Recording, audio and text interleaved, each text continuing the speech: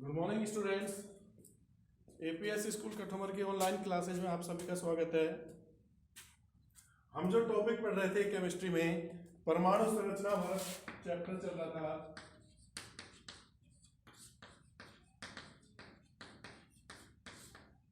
इसमें हमने पिछली क्लास में डी ब्रोगली का द्वैत प्रकृति सिद्धांत पढ़ा था।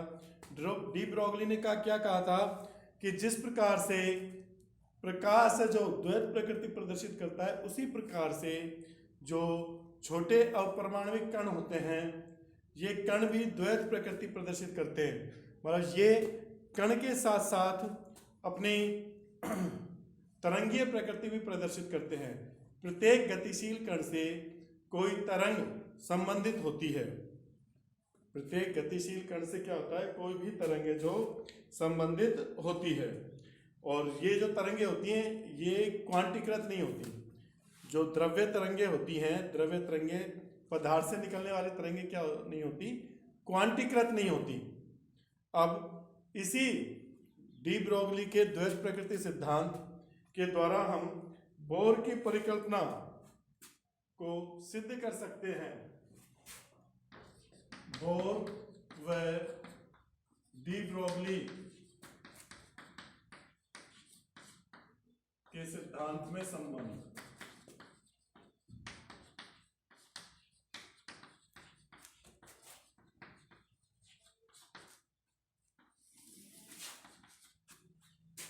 डी ब्रोगली ने क्या कहा था कि नाभिक के चारों ओर जो इलेक्ट्रॉन चक्कर लगा रहे हैं वो उसका तरंग रूप है। इलेक्ट्रॉन तरंग के रूप में चक्कर लगा रहे हैं। तो बोर के अकॉर्डिंग, बोर के अनुसार, बोर की द्वितीय अवधारणा थी, बोर मॉडल की वो द्वितीय अवधारणा क्या थी कि किसी इलेक्ट्रॉन का कोणीय संवेग NH/2π का या H/2π का पूर्ण गुणज होता है, उसी पथ में वो चक्कर लगाता है।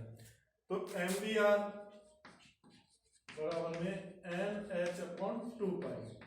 यहां पर मैं क्या करता हूं, अगर वो वृत्ताकार इलेक्ट्रॉन वृत्ताकार पथ पर चक्कर लगा रहा है तो उसकी परिधि क्या होगी, 2πr। इस 2π को इधर ले जा रहा है, mv को नीचे ले आओ, तो 2πr बराबर में NH/mv। बच्चों ध्यान से देखो, कोणीय संवेग H/2π का पूर्ण गुणज होता है।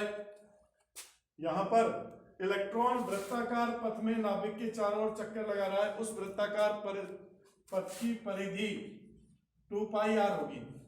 तो मैं क्या करता हूं, इस 2π को इधर ले जाता हूं, mvr को इधर, तो इस वृत्ताकार पथ की परिधि क्या होगी, NH/mv।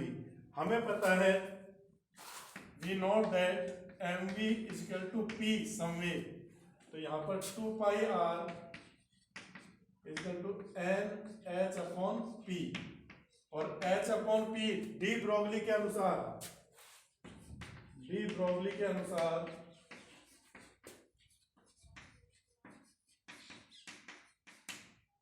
H/p किसको प्रदर्शित करते हैं, लैम्बडा को, गतिशील कण की जो तरंग दैर्ध्य है उसको प्रदर्शित करते हैं। H/p is equal to lambda. तो यहां पर मैं H/p की जगह क्या लिख सकता हूं, 2πr बराबर में n लैम्बडा। तो ये रिलेशन आ गया आपका। n क्या है, यहां पर कुल तरंगों की संख्या है।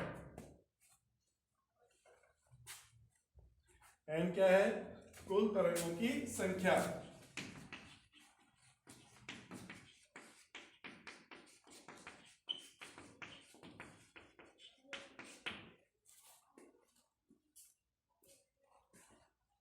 ये आपके डी ब्रोगली और बोर के सिद्धांत दोनों में संबंध। बोर ने इलेक्ट्रॉन को कण माना था, जबकि डी ब्रोगली ने क्या माना है, तरंग माना है।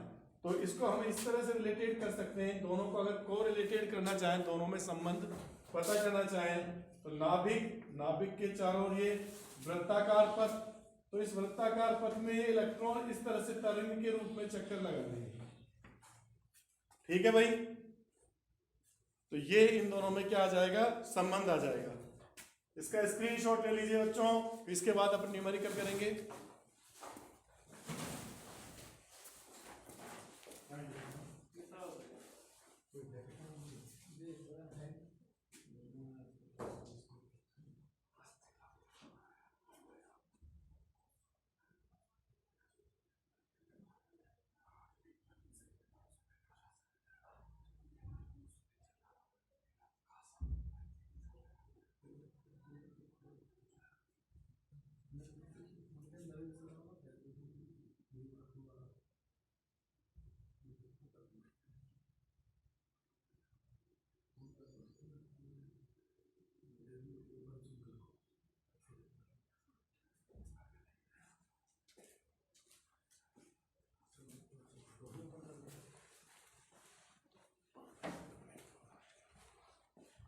हाँ भाई, स्क्रीनशॉट ले लिया बच्चों इसका। अब देखिए,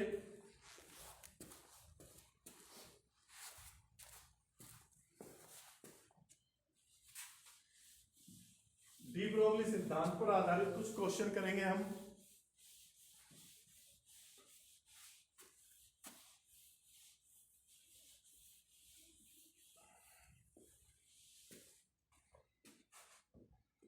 जैसे एक क्वेश्चन है कि 1 किलोग्राम द्रव्यमान वाली गेंद,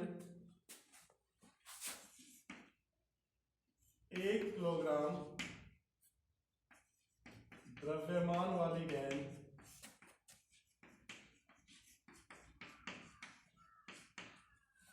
1 किलोग्राम द्रव्यमान वाली गेंद 10⁵ मीटर प्रति सेकंड के वेग से गतिशील है। 10⁵ मीटर प्रति सेकंड के वेग से गतिशील है। तो इससे संबंधित तरंग दैर्ध्य ज्ञात कीजिए।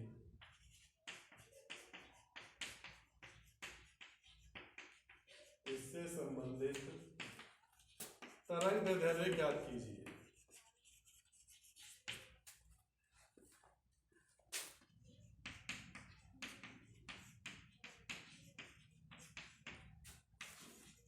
क्या करेंगे हम? सीधा फॉर्मूला लगाएंगे, लैम्बडा बराबर H/mv। ठीक है ना, डी ब्रोगली के अनुसार H का मान हमें पता है 6.62 × 10⁻⁻34। ये याद होना चाहिए, जूल इंटू सेकेंड। और m द्रव्यमान 1 किलोग्राम दिया हुआ है आपके पास। v क्या है? 10⁵5। ये ऊपर जाएगा 10⁵5 ऊपर जाएगा, माइनस का हो जाएगा, ये हो जाएगा 6.62 × 10⁻39 मीटर।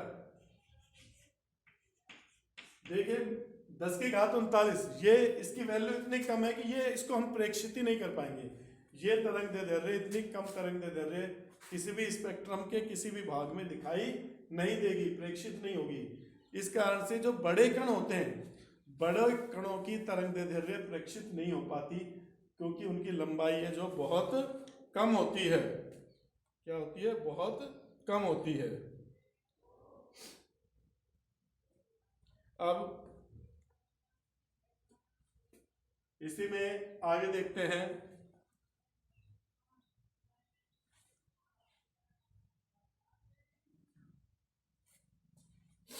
एक दूसरा क्वेश्चन, ये तो बड़े कण है, ये तो बड़ा कण है जिसका द्रव्यमान अधिक है। अब इलेक्ट्रॉन के लिए देखते हैं हम। ये क्वेश्चन है, एक इलेक्ट्रॉन 10⁵5 मीटर प्रति सेकंड के वेग से गतिशील है।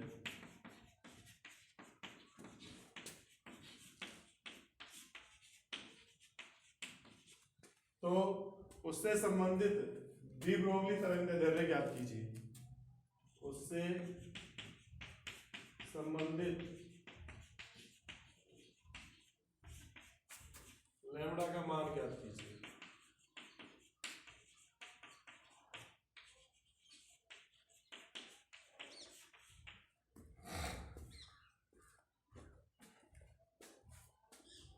क्या करेंगे भाई? इसका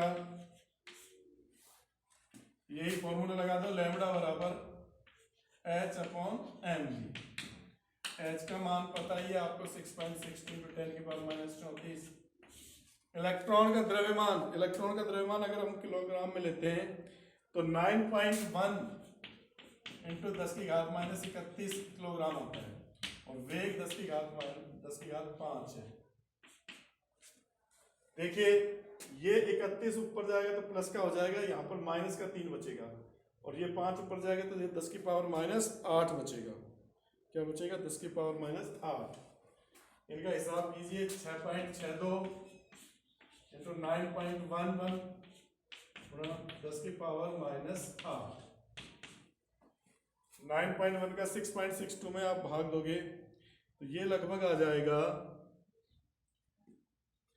0.727 इंटू 10⁻8। इस पॉइंट को इधर लाओगे, वैज्ञानिक संकेतन में लिखोगे तो 10⁻9 तो मीटर। तो देखिए इसमें और इसमें अंतर देखिए, ये बहुत छोटी वैल्यू है, 10⁻30 गुना छोटी वैल्यू है, और यहाँ ये बड़ी वैल्यू है इससे, तो ये वाली तरंग दे दे रहे तो प्रेक्षित हो जाएगी। ये तो अगर एंगस्ट्रॉम में अपन पता करें, इसको एंगस्ट्रॉम में लिखो तो 72.7 एंगस्ट्रॉम, तो ये प्रेक्षित वैल्यू है। जबकि यहां मैं एंगस्ट्रॉम में भी निकालता तो 6.62 गुणा 10⁻29 एंगस्ट्रॉम आता।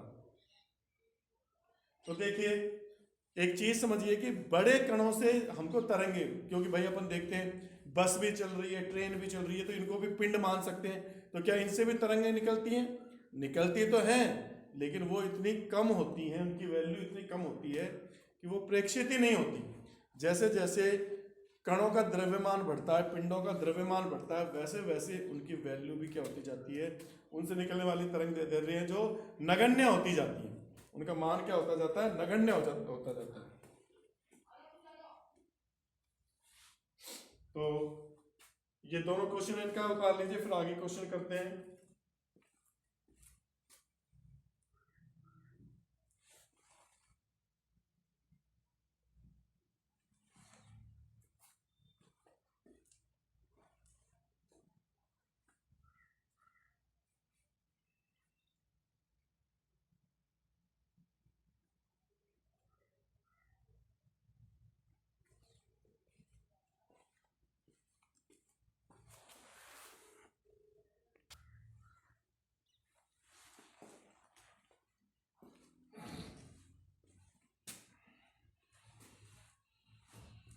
अगला क्वेश्चन देखिए,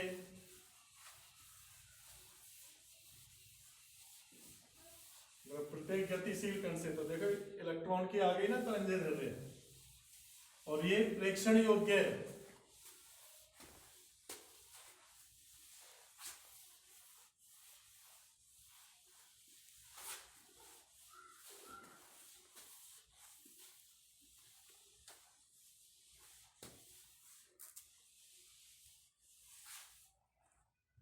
अगला क्वेश्चन देखिए, एक अपरमाणु कण की गतिज ऊर्जा 5.85 इंटू 10⁻25 जूल है, तो द्रव्य तरंग की आवृत्ति की गणना कीजिए। प्लांक स्थिरांक दे रहा हुआ है,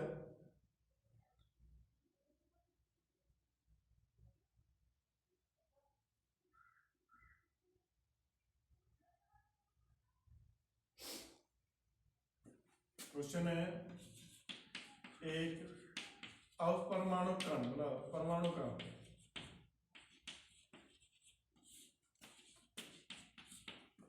एक अपरमाणु कण की गतिज ऊर्जा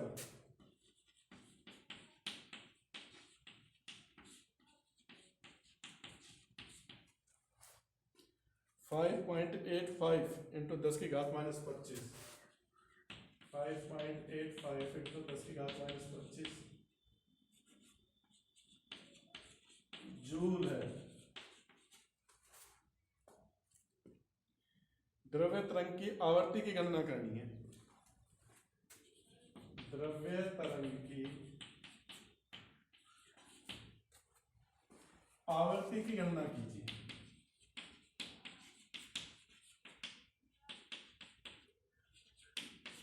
कीजिए भाई गतिज ऊर्जा आपको दी हुई है और आवर्ती की गणना आपको करनी है, तो आप यहां पर mv² का मान निकाल सकते हैं।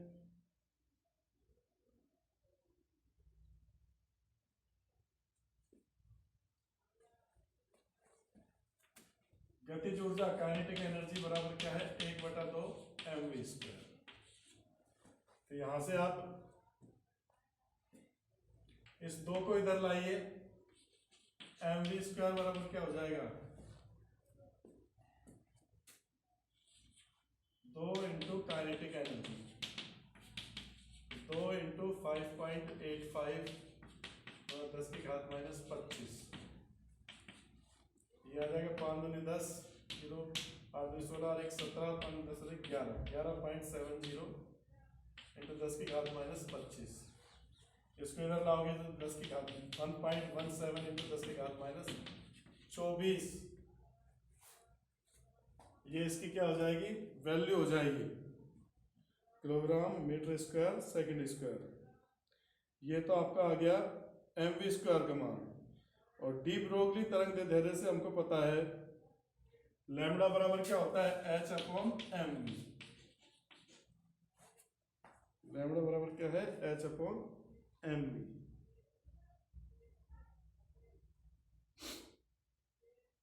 और लैम्बडा बराबर होता है, ये तो डी ब्रोगली के अकॉर्डिंग है, और लैम्बडा बराबर में होता है, सॉरी सी बराबर में न्यू लैम्बडा।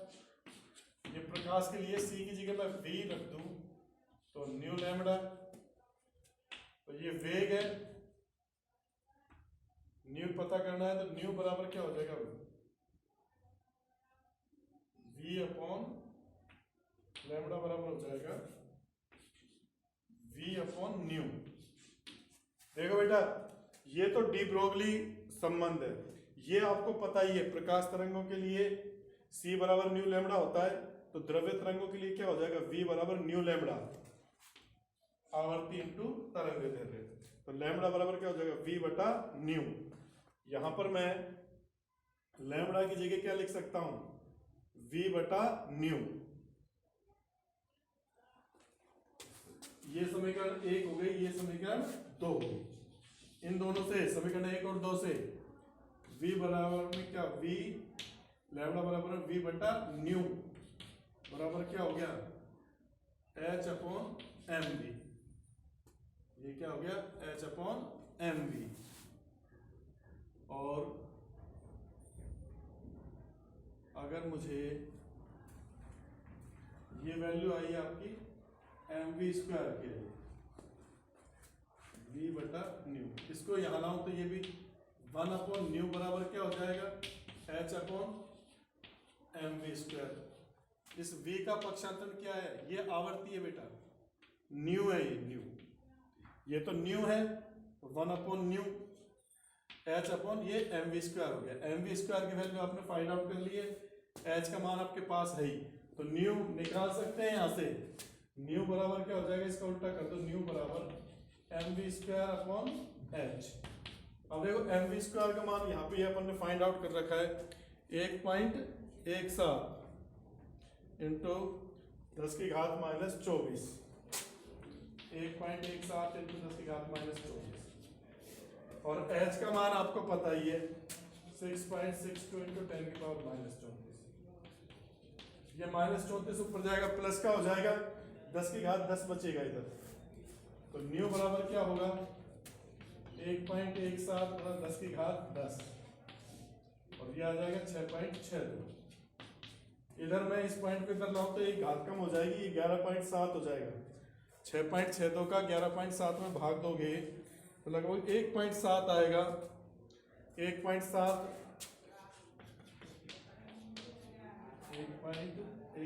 गुणा 10⁻9, हाँ 1.7 आएगा बच्चों, 1.17 नहीं 1.7 सेकंड इनवर्स। प्रति सेकंड या सेकंड इनवर्स, ये आवर्ती आ गई बच्चों। देखो ये अच्छा क्वेश्चन है, एक एग्जाम में आया है, उसने कण की गतिज ऊर्जा दी है, तो पहले तो अपन ने गतिज ऊर्जा दे रखी है, तो उससे mv² निकाल लिया, mv² का मान सीधा सीधा इस दो को इधर लाया। अब देखो डी ब्रोगली के अनुसार तो लैम्बडा बराबर h अपॉन mv होता है, और लैम्बडा बराबर क्या होता है v upon new, v upon new. तो यहाँ पर मैंने लैम्बडा का मान रख दिया v upon new, v upon new बराबर h अपॉन mv। v को मैं इधर ले गया तो 1 अपॉन न्यू बराबर क्या हो गया h अपॉन mv²। इसको उल्टा कर दिया तो न्यू बराबर क्या हो गया mv² अपॉन h। जब इसको ऊपर ले जाऊंगा तो ये भी ऊपर आ जाएगा। mv² का मान अपन ने निकाल ही रखा है, h का मान अपन को पता है, तो ये आवर्ती पता कर ली। आवर्ती पता हो जाती है तो अपन न्यू भी पता कर सकते हैं। उतार लीजिए, इसका स्क्रीनशॉट ले लीजिए।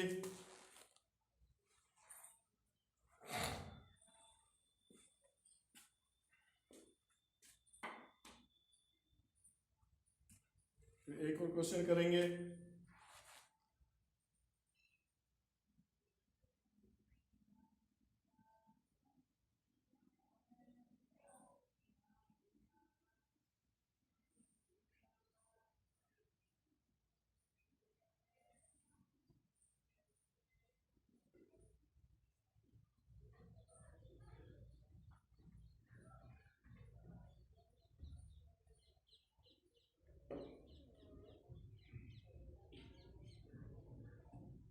हाँ भाई ले लिया इसका स्क्रीनशॉट। अब देखिए आगे एक और क्वेश्चन देखते हैं, इसके बाद हाइजेनबर्ग का सिद्धांत करेंगे। इस क्वेश्चन के बाद हाइजेनबर्ग का जो है निश्चितता का सिद्धांत है।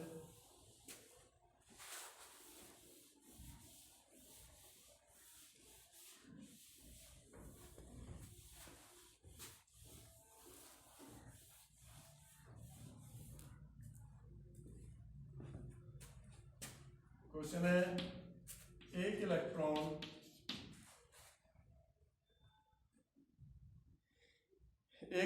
का वेग,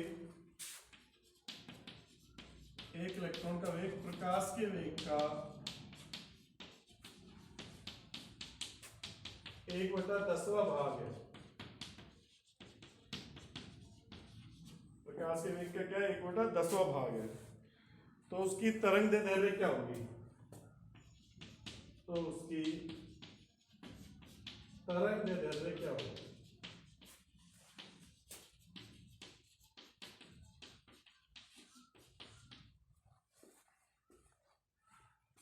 हाँ भाई क्या करेंगे, देखो लैम्बडा बराबर h अपॉन mv होता है,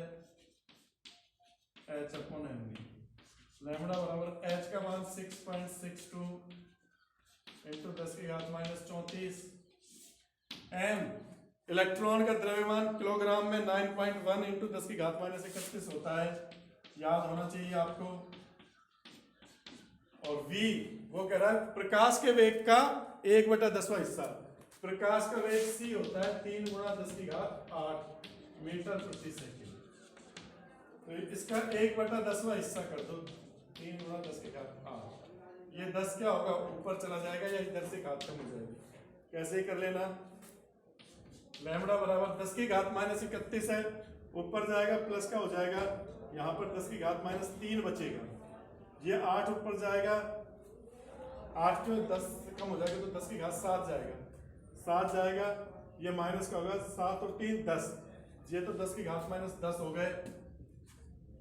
6.62 गुणा 10⁻10 और इधर आपका 9.1 इंटू 3 बचेगा। ये कैलकुलेशन कीजिए तो आपका जो आंसर आएगा वो आएगा 2.4 इंटू 10⁻11।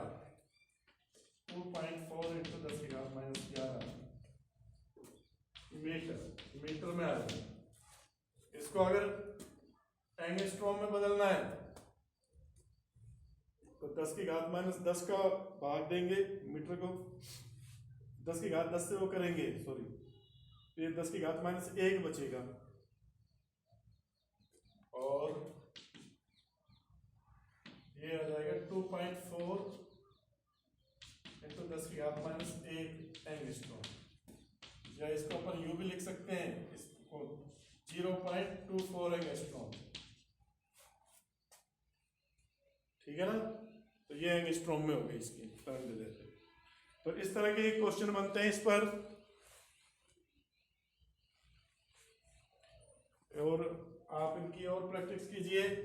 अब हम अगली क्लास में हाइजेनबर्ग का अनिश्चितता सिद्धांत पढ़ेंगे, हाइजेनबर्ग का अनिश्चितता सिद्धांत। उसके बाद ही हमारा क्वांटम यांत्रिकी मॉडल प्रारंभ होगा।